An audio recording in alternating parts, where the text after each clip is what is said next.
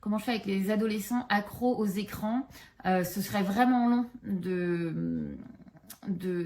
t'expliquer là, mais en gros pour moi j'ai une approche avec les écrans qui est déjà de pas diaboliser les écrans, mais plus de se dire ok, est-ce que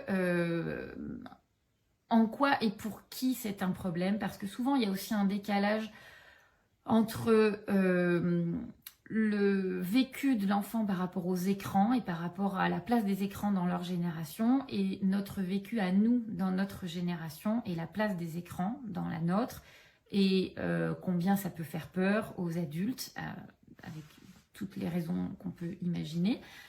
Mais donc souvent déjà, c'est intéressant de venir reposer ça. Quel est le problème, pour qui c'est un problème, et de voir l'impact en fait que ça a. Est-ce qu'il y a vraiment un impact négatif par rapport à ça,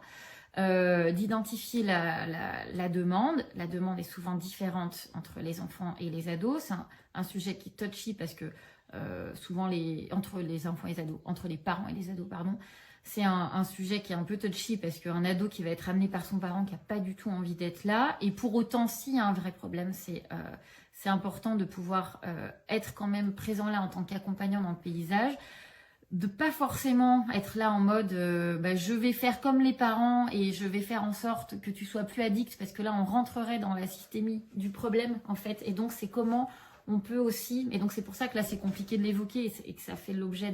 d'un module complet dans le pilier 3,